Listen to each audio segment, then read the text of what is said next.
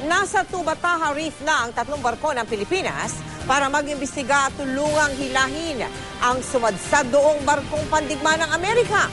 Ilang beses daw palang inabisuhan ng ating Coast Guard ang mga sundalong Amerikano na huwag pumasok sa Tubataha na isang protected area. Nakatutok si Cara David. Sa lahat ng dagat na aking nasisid, ang Tubataha Reef sa Palawan ang pinakakamangha-mangha.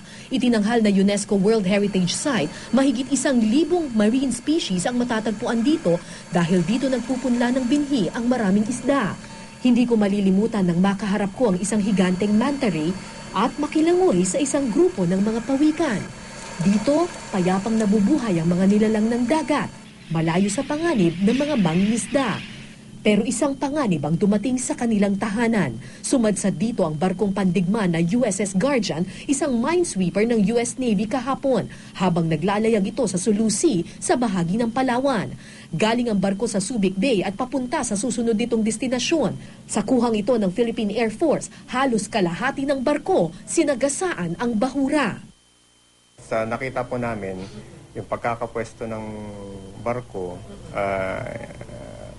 it will be very difficult to pull out on its own power nga. Medyo malayo-layo eh. Either mabilis siya or yun nga po, or baka sa weather din sa pagtulak sa kanya.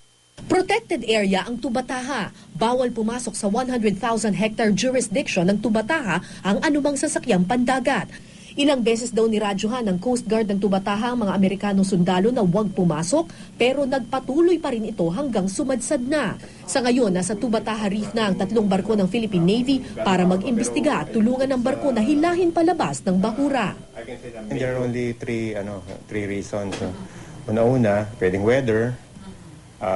Secondly, human error. And thirdly, mechanical failure, pwedeng nag-steering casualty or navigational equipment failure. Pero yun nga po, it's only for us to assume.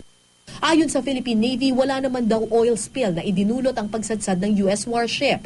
Pero malaking pinsala ang dulot nito sa mga corals na ilang daang taon ang hinintay para mabuo. Sa isang statement, sinabi naman ng US Embassy, patuloy pa rin daw iniimbestigahan ang pagsadsad ng kanilang barko sa Tubataha Reef. Sa inisyal na report, wala naman daw fuel o oil spill. Agad daw ipinarating sa kanila ng pamahalaan ng Pilipinas ang insidente at nag-alok ng tulong sa US Navy. Bukod sa kaligtasan ng crew ng barko, prioridad din daw ng US Navy na maiwasang masira ang kalikasan. Ang DFA naman, sinabing humihingi na sila ng paliwanag mula sa pamahalaan ng Amerika. Mahirap pa raw sa ngayon masabi kung authorized o hindi ang pagdaan ng barko sa lugar. Inatasan na raw ng DFA ang VFA Commission para alamin ang insidente.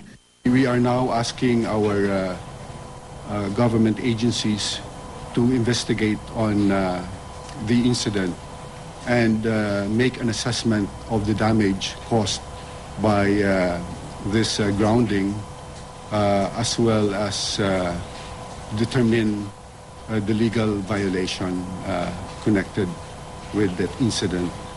Cara David, Nakatutok, 24 Oras.